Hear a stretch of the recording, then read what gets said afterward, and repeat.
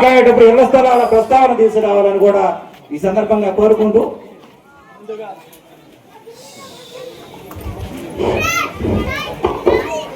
ముందుగా BMR foundation ఆధ్వర్యంలో ఏర్పాటు చేసినటువంటి ఈ కార్యక్రమాన్ని ఆహ్వానించినటువంటి సుబ్బారెడ్డి గారికి, అలాగే వేదిక మీద హెచ్ఎం గారికి, ఎమ్మెల్యే గారికి, వివిధ హోదాల్లో ఉన్న నాయకులకి, ఈ కార్యక్రమానికి చేసినటువంటి పెద్దలకి, పిల్లలందరికీ కూడా హృదయపూర్వక నమస్కారం. ముఖ్యంగా బిఎంఆర్ ఫౌండేషన్ నుంచి మనం చూస్తూనే ఉన్న ఈ స్కూల్లో అక్కడ ఉన్న షెడ్ కూడా బిఎంఆర్ వాళ్ళ ఫౌండేషన్ నుంచి ఏర్పాటు చేసి మన అందరికీ తెలిసిందే. మీ గదులలో ఏదైతే ఉన్న ఫ్యాన్ల దగ్గర నుంచి మీకే అవసరాలు ఉన్నా సరే తీర్చడానికి సుబ్బారెడ్డి గారు ఎప్పుడు కూడా ముందుంటారు. ముఖ్యంగా ఇందాక హెచ్ఎం గారు చెప్పినట్టు కొత్త పిల్లలు వచ్చేసారు, వాళ్ళ బుక్స్ కావాలంటే అవి కూడా ఏర్పాటు చేయడం జరుగుతుంది. వాళ్ళకి కొత్త పిల్లలకి ఖచ్చితంగా ఈ రోజు మీ అందరూ కూడా షూస్ కార్యక్రమం పంచే కార్యక్రమానికి ఆహ్వానించేందుకు మరొకసారి మా అందరూ మీకు ధన్యవాదాలు తెలియజేస్తాను. ముఖ్యంగా రేజర్ల గ్రామంలో మన ఎలక్షన్స్ ముందు వచ్చాం ఇక్కడికి.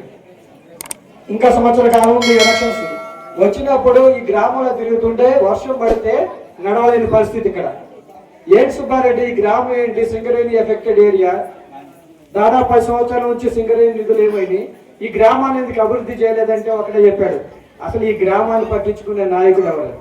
ఆ రోజే చేశాడు. మనం మొదటిసారిగా గెలవంగానే ఈ రేజర్ల గ్రామాన్ని దత్తత తీసుకొని ఇక్కడ ఉన్న మట్టి రోడ్లన్నింటినీ కూడా సిమెంట్ రోడ్లు వేసే బాధ్యత మనం తీసుకోవాలని చెప్పి ఆ రోజు చెప్పడం జరిగింది. ఆ విధంగానే 15 సంవత్సరాల నుంచి దోసుకొని అభివృద్ధి మీది 18 నెలల్లో చూపించాం. అవునా కదా?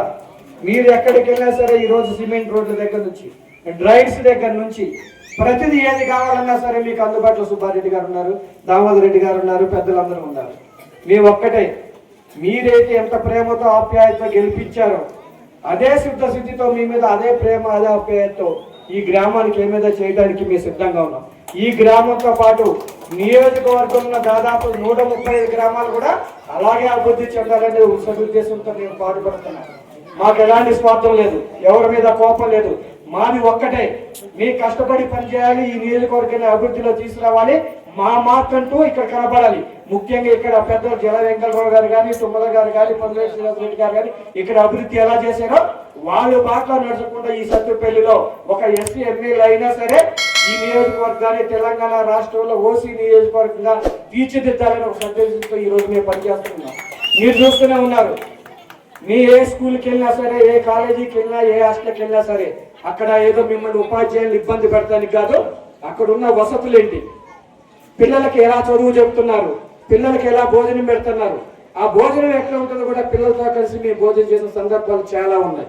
ఎందుకంటే అక్కడ ఏదైనా లోటుపాట్లు ఉంటే ఎమ్మటే వాళ్ళకి తెలియజేసి పిల్లలకు మంచి భోజనం పెట్టాలి. మధ్యాహ్న భోజనం అంతే, ఏ స్కూల్కి వెళ్ళిన అవకాశం ఉంటే ఆ స్కూల్లో ఆ పిల్లలతో కలిసి తినేవాళ్ళం. ఎందుకంటే అక్కడ ఆ భోజనం నాణ్యత ఉందా లేదని. ఈ రోజు పిల్లలంతా కూడా మన రేవంత్ రెడ్డి గారి నాయకత్వంలో సన్నబియ్యం పంపిణీ అనేది ఎప్పుడు లేదు. పిల్లలకి ప్రతి పేదవాడికి సన్నబియ్యం ఇస్తున్నారు. ఈ రోజు ప్రతి స్కూల్లో కూడా సన్నబియ్యం ఇస్తున్నారు.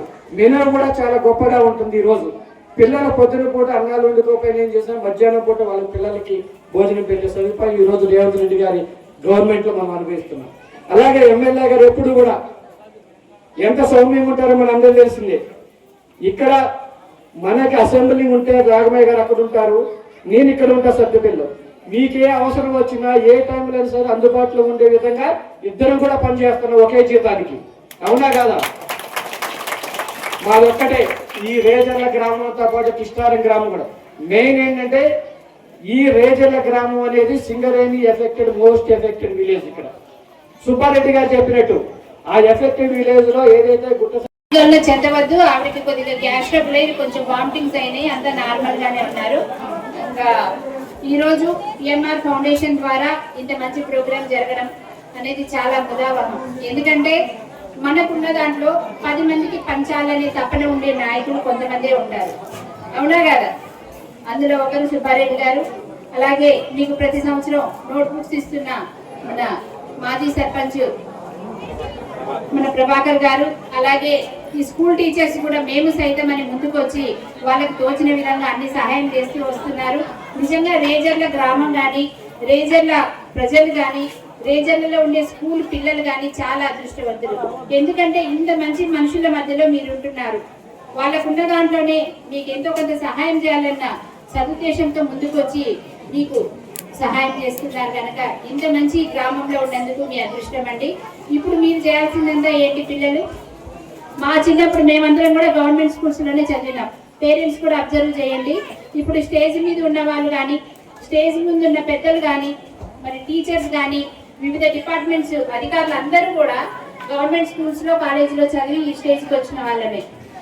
మరి ఇప్పుడు మనం వేలు లక్షల డొనేషన్లు కట్టి పిల్లల్ని ప్రైవేట్ స్కూల్స్లో పంపించడం అనేది మరి ఎందుకనేది మీరే ఆత్మ పరిశీలన చేసుకోవాలి.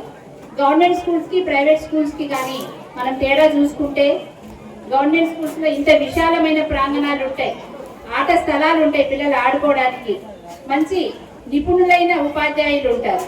అవునా కాదు?